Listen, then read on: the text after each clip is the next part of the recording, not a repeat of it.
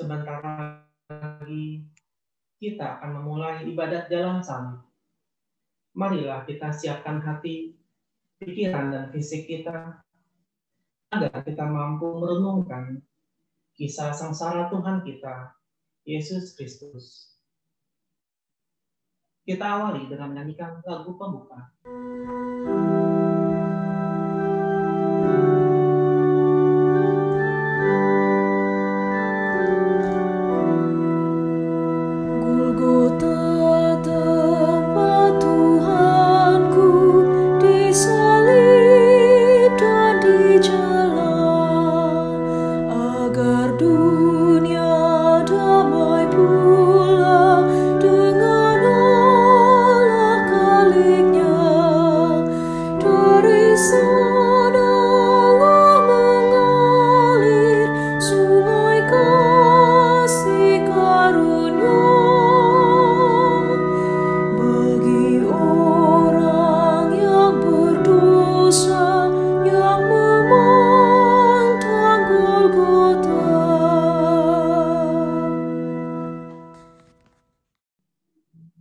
Dalam nama Bapa dan Putra dan Roh Kudus.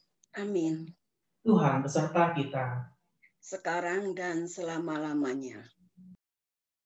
Saudara-saudari terkasih, tindakan Yesus melalui penderitaan di jalan salib untuk menebus dosa kita menjadi bukti nyata atas besarnya kasih Allah pada kita.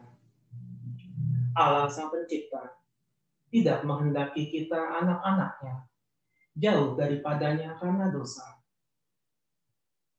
Kegiatan ibadat jalan salib di mana kita merenungkan kisah sengsara Yesus ini menjadi salah satu sarana bagi kita untuk merenungkan dan menyadari dosa kita dalam melakukan pertobatan diri.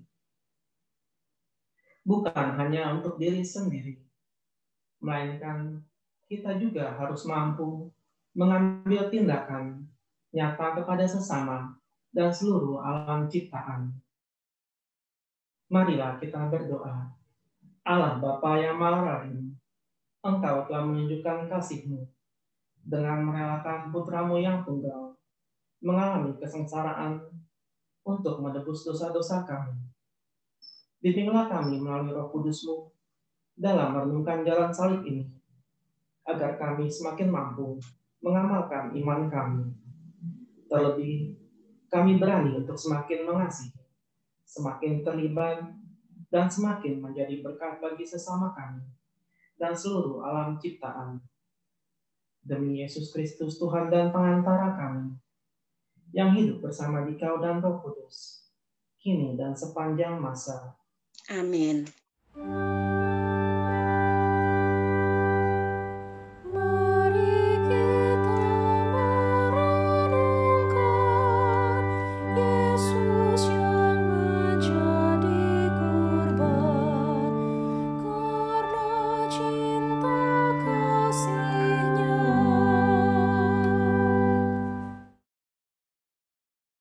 Perhatian pertama, Yesus dijatuhi hukuman mati.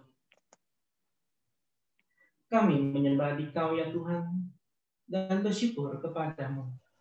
Sebab dengan salib suci-Mu, Engkau telah menebus dunia. Layaknya seorang penjahat, Yesus dihadapkan dalam sidang pengadilan Pilatus. Sebenarnya, Pilatus tidak menemukan kesalahan Yesus, tetapi ia harus menyerah pada desakan para tua-tua, ahli-ahli Taurat, dan seluruh rakyat. Dan Yesus dijatuhi hukuman mati. Ia yang tak bersalah diserahkan kepada rakyat untuk disalibkan. Sebuah keputusan yang melibatkan pendapat orang lain terkadang malah menjadi tidak adil. Apakah aku pernah ikut campur atas urusan orang lain sehingga membuat orang tersebut mengalami ketidakadilan? Ataukah dukungan yang aku berikan mampu memberikan keputusan yang adil? Apakah aku sudah terlibat untuk memperbaiki keadaan menjadi lebih baik atau bahkan lebih buruk? Marilah kita berdoa. Tuhan Yesus Kristus, karena Pilatus mendengarkan pendapat orang lain, Engkau dijatuhi hukuman mati. Tolonglah kami agar berani terlibat menjadikan hal-hal dalam kehidupan ini semakin lebih baik dan bukan sebaliknya. Sebab Engkaulah Tuhan kami, kini dan sepanjang masa. Amin. Tuhan, kasihanilah kami. Allah, ampunilah kami, orang berdosa ini.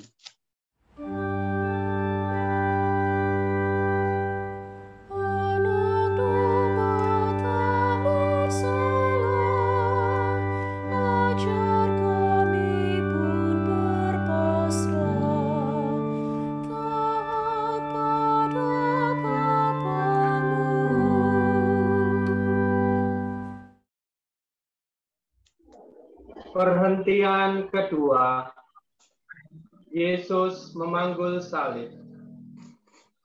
Kami menyembah Dikau ya Tuhan dan bersyukur kepadamu. Sebab dengan salib suci-Mu, Engkau telah menebus dunia. Yesus dihina, diludahi, disesah, bahkan mahkota duri dikenakan di kepalanya. Deritanya semakin bertambah ketika ia harus memanggul salibnya sendiri menuju ke tempat yang bernama tempat tengkorak, yang dalam bahasa Ibrani disebut Golgota. Ketika kita dihina atau diejek, sering kita menjadi jengkel, marah, sakit hati, dan ingin balas dendam. Tetapi iman kita mengajarkan akan kasih. Bahkan kita harus mengasihi musuh kita. Mampukah kita tetap mencintai walau kita dihina? Mampukah kita mengasihi musuh kita? Marilah kita berdoa. Tuhan Yesus Kristus, penderitaanmu semakin lengkap karena dosa kami. Seakan kami yang menghina Engkau, kami yang memasangkan mahkota duri di kepalamu. Kami mohon, bimbinglah kami melalui Roh Kudus-Mu, agar kami selalu mengingat hal ini, sehingga kami mau berubah dan mengambil tindakan nyata untuk semakin mengasihi orang yang menghina kami. Sebab Engkaulah Tuhan, kini dan sepanjang segala masa. Amin. Tuhan, kasihanilah kami. Allah, ampunilah kami, orang berdosa ini.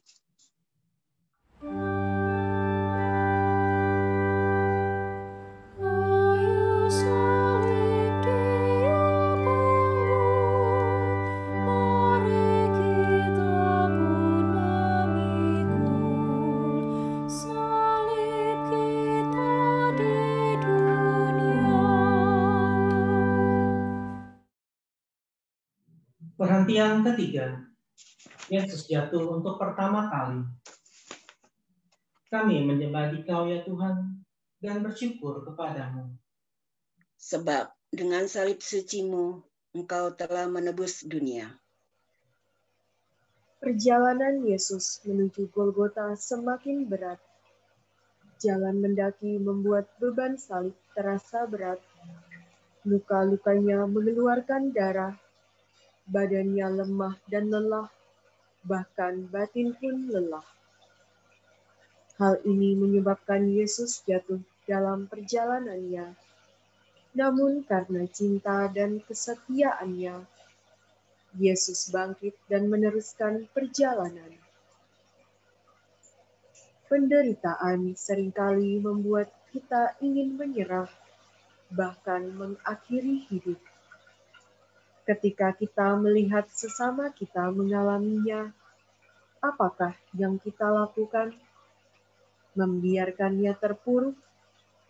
Ataukah kita memberikan dukungan untuk berani menghadapi penderitaan seperti yang Yesus ajarkan?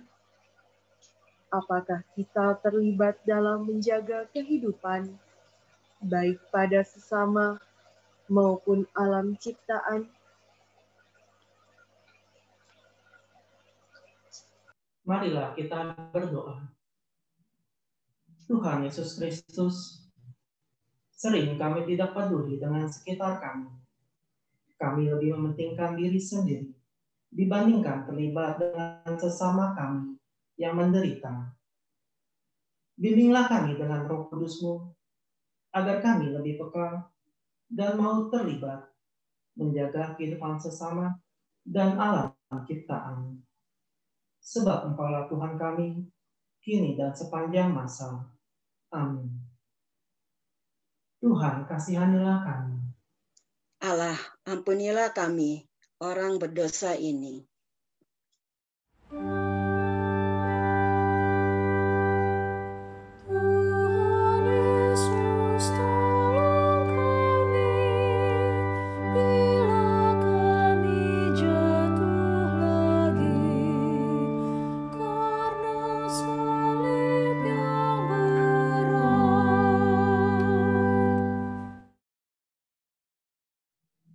Perhentian keempat. Yesus berjumpa dengan ibunya.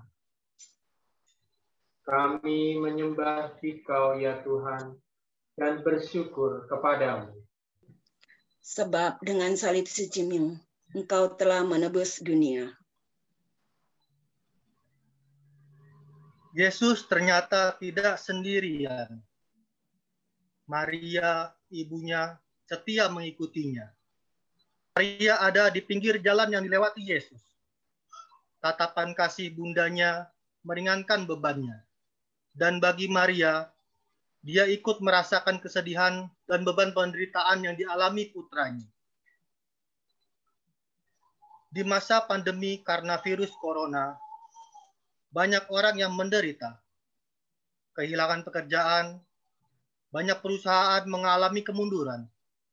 Tidak ada order, banyak yang sakit, bahkan meninggal. Apakah yang sudah kita lakukan? Apakah kita juga terlibat ketika melihat sesama kita menderita? Apakah kita tetap bisa mengasihi sesama kita ketika kita sendiri sedang mengalami penderitaan?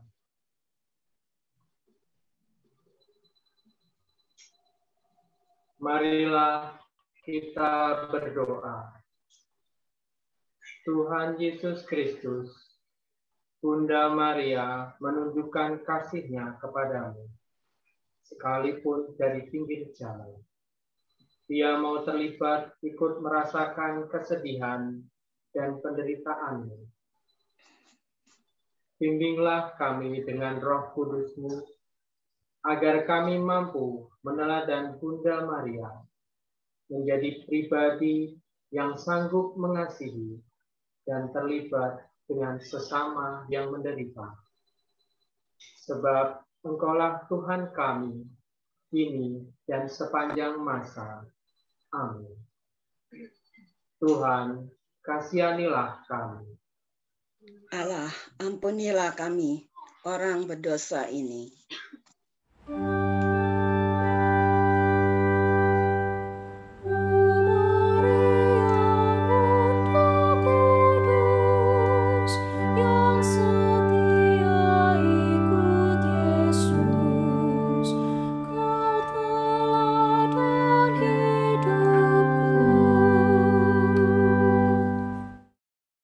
Perhentian kelima.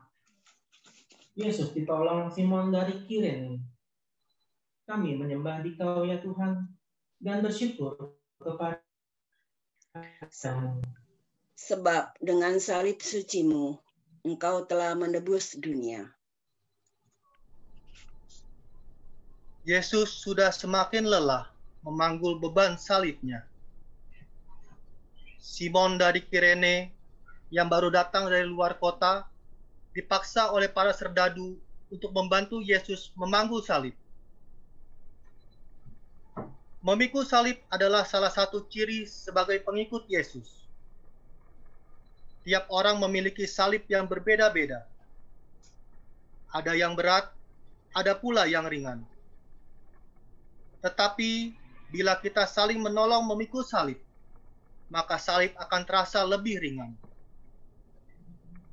Maukah kita membantu sesama kita memikul salib yang berat? Maukah kita terlibat? Kita tidak pernah tahu bahwa dengan cinta kasih dan keterlibatan kita, sesama yang kita bantu akhirnya mampu memikul salibnya. Marilah kita berdoa. Tuhan Yesus Kristus, dengan pertolongan Simon dari Kirene, Engkau memberikan contoh, walaupun terpaksa, akhirnya beban salib-Mu terasa ringan. Bimbinglah kami dengan Roh Kudus-Mu, agar kami berani belajar seperti Simon, yang walaupun terpaksa, tetap mau membantu sesama kami memikul beban salibnya. Sebab Engkaulah Tuhan kami, kini dan sepanjang masa. Amin.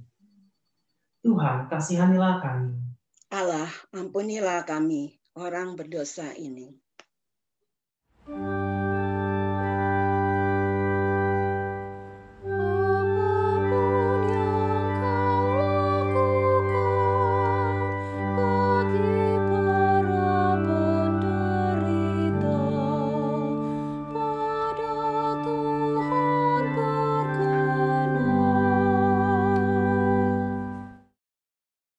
Perhentian ke-6.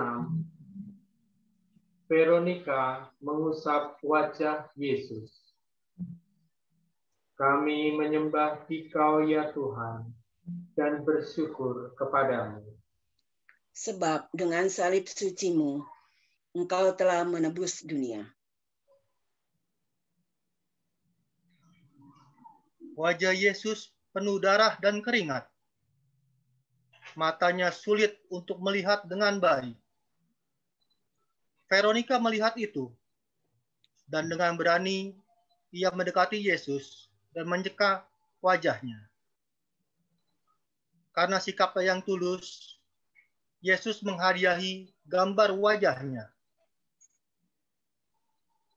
Perbuatan sekecil apapun, semudah apapun, jika dilakukan dengan tulus, pasti akan ada hadiahnya. Apakah kita mau menjadi seperti Veronika yang dengan berani mau terlibat dalam penderitaan Yesus? Marilah kita berdoa. Tuhan Yesus Kristus, kami sering melihat penderitaan sesama kami. Tetapi terkadang kami malas untuk menolong. Malas untuk terlibat karena berbagai alasan. Tolonglah kami dengan bimbingan Roh Kudus-Mu, agar kami mau melakukan aksi nyata, yaitu terlibat menolong sesama kami yang mengalami kesusahan. Sebab Engkaulah Tuhan kami, kini dan sepanjang masa. Amin. Tuhan, kasihanilah kami. Allah, ampunilah kami, orang berdosa ini.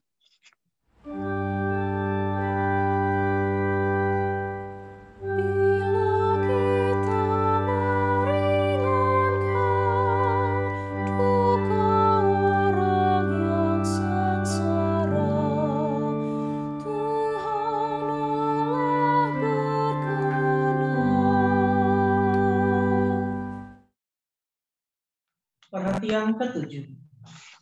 Yesus jatuh untuk kedua kalinya. Kami menyembah Dikau ya Tuhan, dan bersyukur kepadamu. Sebab dengan salib suci-Mu, Engkau telah menebus dunia. Sekalipun Simon dari Kirene dan Veronika telah menolong Yesus, ternyata hal itu tidak cukup. tubuh Yesus semakin lemah, sementara perjalanan masih jauh. Karena beratnya beban salib, Yesus jatuh untuk kedua kalinya. Tetapi Yesus bangkit lagi dengan tabah dan tekad yang kuat untuk menebus dosa kita. Dalam perjalanan pertobatan kita, terkadang kita masih sering jatuh dalam dosa yang sama. Jatuh, bangun terus-menerus. Sampai kapankah kita akan seperti ini? Sadarkah bahwa dosa kita yang membuat salib Yesus semakin terasa berat? Apakah kita bangkit kembali seperti yang Yesus teladankan?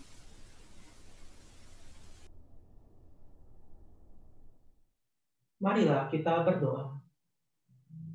Tuhan Yesus Kristus, jatuh berulang kali adalah hal yang tidak enak, bahkan membuat malu. Bantulah kami dengan bimbingan Roh Kudus-Mu, agar kami berani bangkit dan melangkah maju, serta berjaga terus dari kejatuhan kembali. Sebab Engkaulah Tuhan kami, kini dan sepanjang masa. Amin. Tuhan, kasihanilah kami. Allah, ampunilah kami, orang berdosa ini.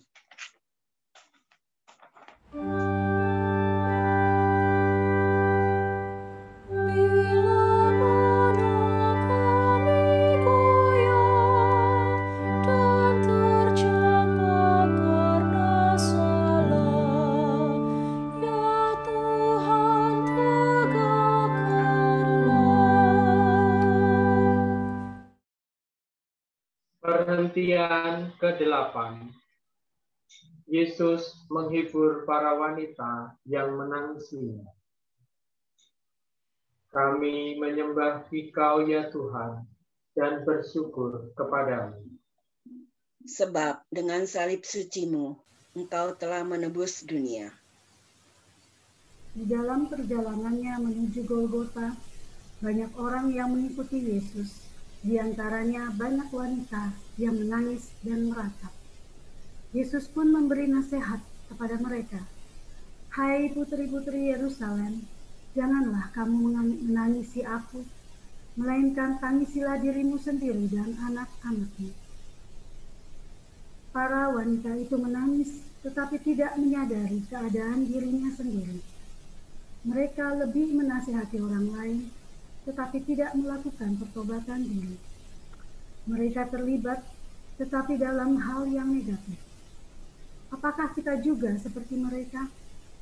Menuding orang lain, sementara kita sendiri melakukan?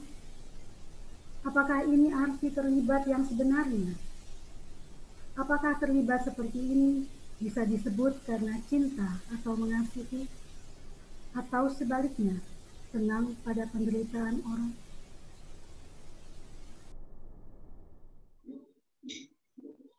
Marilah kita berdoa.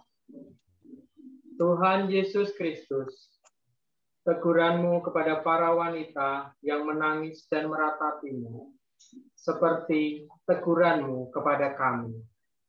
Seringkali kami peduli pada sesama, tetapi kami melupakan pertobatan diri sendiri. Bimbinglah kami dengan terang Roh Kudus-Mu, agar kami melakukan pertobatan diri terlebih dahulu, sebelum kami mencintai dan terlibat dengan sesama kami dan juga alam ciptaan. Sebab Engkaulah Tuhan kami, kini dan sepanjang masa. Amin. Tuhan, kasihanilah kami. Allah, ampunilah kami, orang berdosa ini.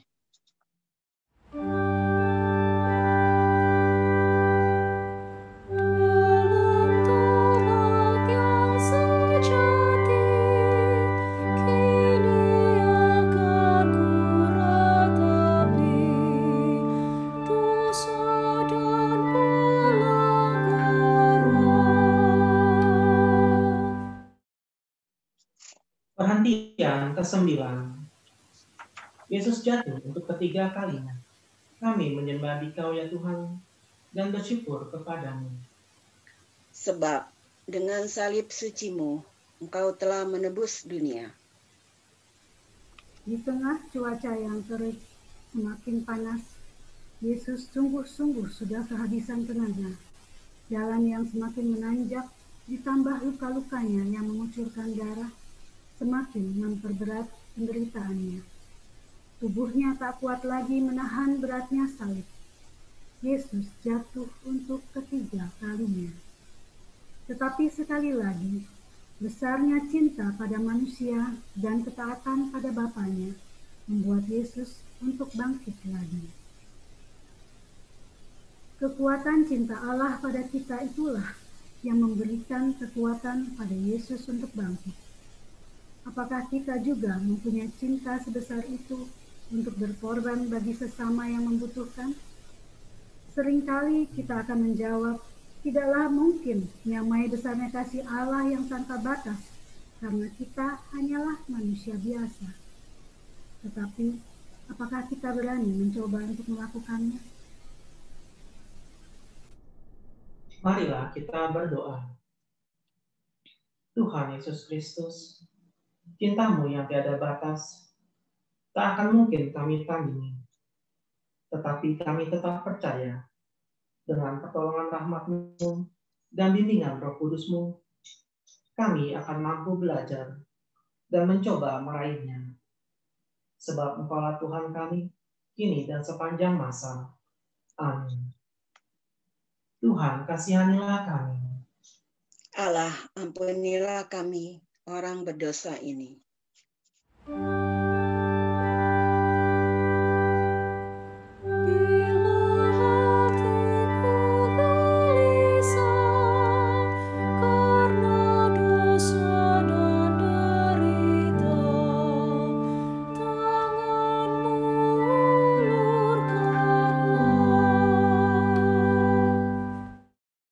Perhentian ke-10. Pakaian Yesus ditanggalkan. Kami menyembah Dikau ya Tuhan dan bersyukur kepadamu. Sebab dengan salib suci-Mu, Engkau telah menebus dunia. Saat tiba di Bukit Golgota, penderitaan Yesus belumlah berakhir. Para serdadu dengan kasar menanggalkan pakaian Yesus. Luka-luka kembali berdarah karena gesekan pakaiannya. Dan yang paling menyedihkan, Yesus dipermalukan. Ia ditelanjangi di muka umum. Saat itu Yesus menjadi manusia yang paling hina, manusia tanpa martabat. Dalam perkembangan dunia yang semakin carut-marut ini, sering kita mendengar keadaan menyedihkan, di mana manusia tidak lagi menjaga martabatnya, menjaga kemurnian tubuhnya sebagai bait suci Allah. Apakah kita salah satu yang termasuk di dalamnya? Jika tidak, apakah yang sudah kita lakukan terhadap kondisi ini? Apakah kita terlibat untuk mengajak sesama kita, terutama generasi muda, untuk menjaga kemurnian? Marilah kita berdoa. Tuhan Yesus Kristus, kami sering lalai menyadari tubuh kami adalah bait suci-Mu. Kami mohon bantuan Roh Kudus-Mu untuk selalu mengingatkan kami dan menumbuhkan tekad dan aksi nyata untuk terus mau belajar menjaga kemurnian diri kami menuju kesempurnaan, seperti Engkau sempurna adanya. Sebab Engkaulah Tuhan kami, kini dan sepanjang masa. Amin. Tuhan, kasihanilah kami. Allah, ampunilah kami, orang berdosa ini.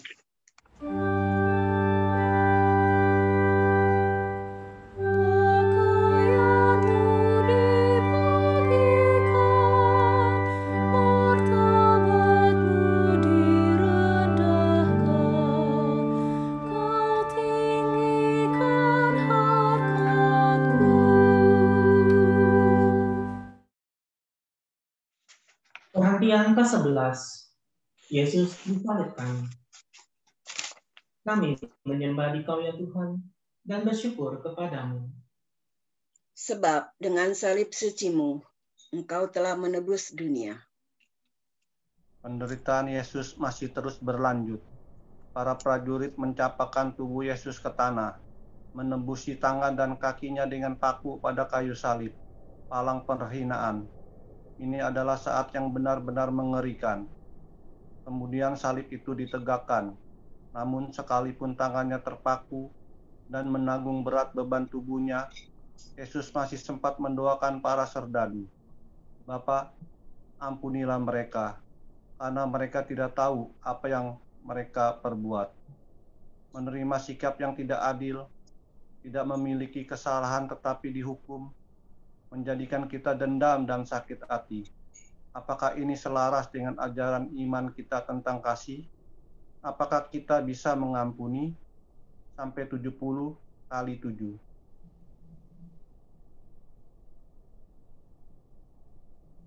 Marilah kita berdoa. Tuhan Yesus Kristus, kami mau meneladani sikap-Mu, mengampuni yang bersalah, dan membawa ketidakadilan kepada kami. Dengan pertolongan Roh Kudus-Mu, ajarilah kami, dan berikan kami kekuatan untuk melakukannya. Sebab Engkaulah Tuhan kami, kini dan sepanjang masa. Amin. Tuhan, kasihanilah kami. Allah, ampunilah kami orang berdosa ini.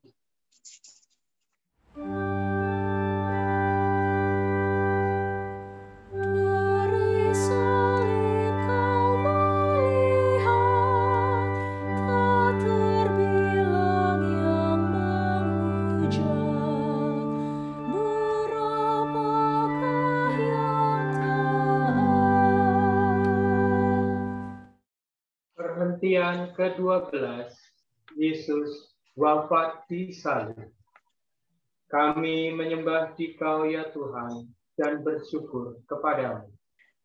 Sebab dengan salib suci-Mu, Engkau telah menebus dunia. Sudah jam 12 siang, ketika kegelapan mulai meliputi daerah itu. 3 jam lamanya dalam kondisi gelap, Yesus mengalami kesakitan dan ketakutan, bahkan merasa sendirian. Saat itulah Yesus berseru kepada Bapanya, "Allahku, ya Allahku, mengapa Engkau meninggalkan Daku?" Dan tepat jam 3 siang, Yesus menyerah dengan berkata, "Ya Bapa, ke dalam tangan-Mu kuserahkan nyawaku." Sesudah berkata demikian, Yesus wafat.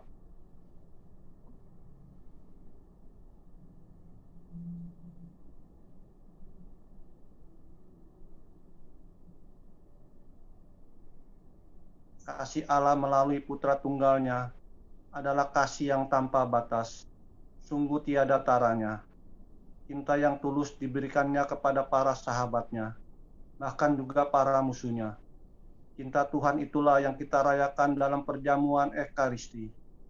Semoga kita selalu mengalami pembaruan cinta setiap hari, agar semakin mengasihi sesama kita dan alam ciptaannya.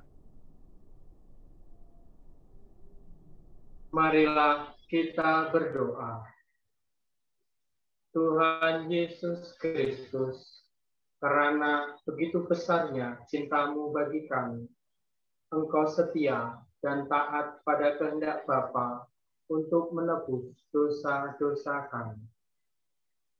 Ajarkan kami untuk setia juga mengamalkan kasih-Mu yang tanpa batas kepada sesama kami dan seluruh alam ciptaan dalam perjalanan hidup kami. Sebab Engkaulah Tuhan kami, kini dan sepanjang masa. Amin. Tuhan, kasihanilah kami. Allah, ampunilah kami, orang berdosa ini.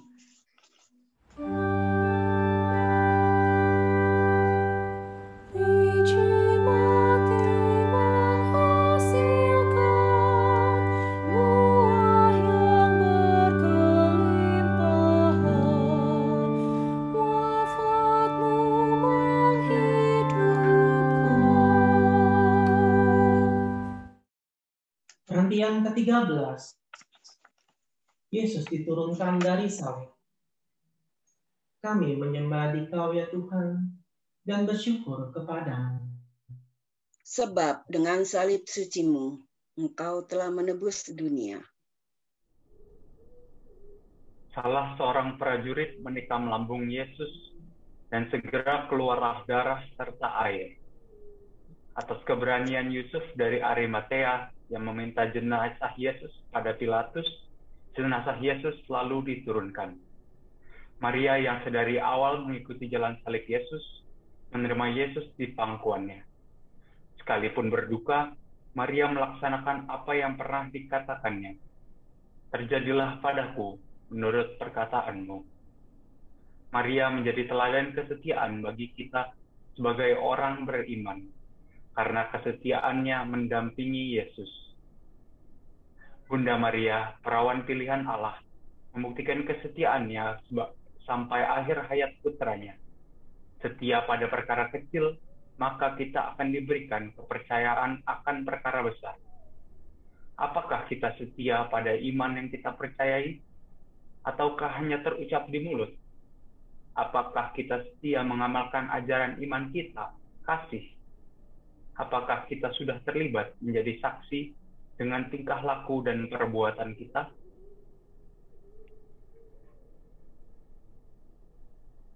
Marilah kita berdoa.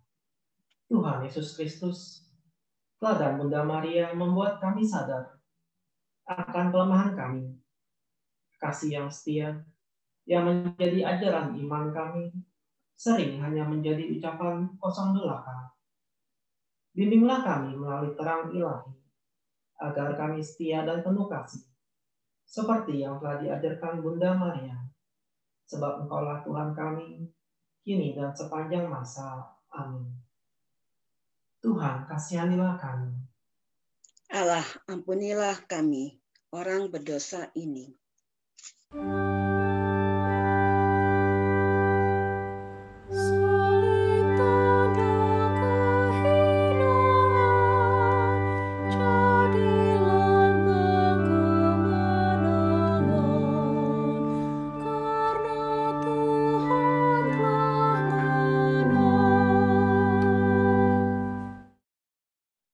Perhentian ke-14. Yesus dimakamkan. Kami menyembah Dikau ya Tuhan dan bersyukur kepadamu. Sebab dengan salib suci-Mu, Engkau telah menebus dunia. Sebab hari Sabat akan mulai, para murid merawat jenazah Yesus, mengafaninya dengan kain lenan dan meminyakinya menurut adat orang Yahudi. Lalu jenazah Yesus dibaringkan dalam sebuah kubur baru di dekat tempat Yesus disalibkan. Yesus telah wafat, tetapi kasih dan mukjizatnya tetap nyata hingga kini. Apakah kita percaya akan karya-karyanya yang ajaib sejak dahulu hingga saat ini? Apakah kita pernah mengalami kasihnya yang begitu besar? Apakah kita sanggup menjadi saluran kasihnya kepada sesama di sekitar kita dan seluruh alam ciptaan? Marilah kita berdoa. Tuhan Yesus Kristus, dalam masa pertobatan ini, ajar kami semakin menyadari bahwa kasih-Mu masih nyata dalam setiap langkah kehidupan kami. Kami mohon agar kami dimampukan menjadi saluran berkat bagi sesama kami dan alam ciptaan. Sebab Engkaulah Tuhan, kini dan sepanjang masa. Amin. Tuhan, kasihanilah kami. Allah, ampunilah kami, orang berdosa ini. Saudara-saudari yang terkasih dalam Kristus, jalan salib adalah salah satu sarana bagi kita untuk menyadari akan kasih Allah yang besar dan nyata bagi kita. Semoga perenungan kita akan penderitaan Yesus di jalan salibnya menyadarkan kita dan membuat kita berani untuk melakukan pertobatan diri. Bukan saja bagi diri kita sendiri, melainkan untuk sesama dan seluruh alam ciptaan.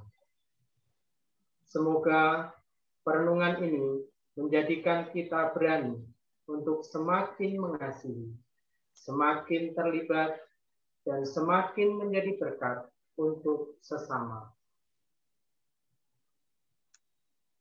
Marilah kita berdoa. Allah Bapa yang Maha Rahim, penderitaan Yesus di jalan salibnya sungguhlah berat. Tetapi karena kasih, kesetiaan, dan ketaatannya pada kehendak-Mu, Yesus mampu melakukannya bagi kami. Menebus dosa-dosa kami, agar kami merasakan kembali hubungan yang harmonis denganmu.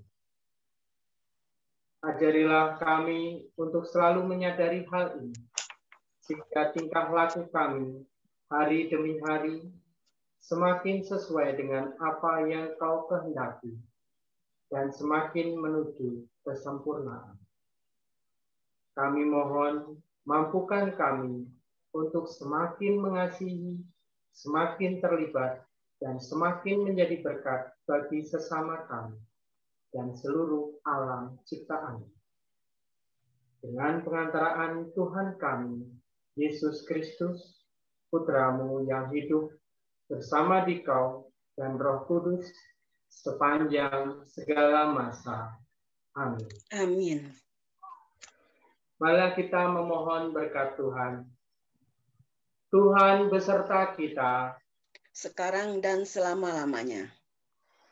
Semoga kita semua senantiasa semakin mengasihi, semakin terlibat, dan semakin menjadi berkat bagi sesama. Amin. Semoga kita semua senantiasa dikuatkan oleh berkat Allah yang Maha Kuasa dalam nama Bapa, Putra, dan Roh Kudus. Amin. Saudara sekalian, ibadat jalan salib kita sudah selesai.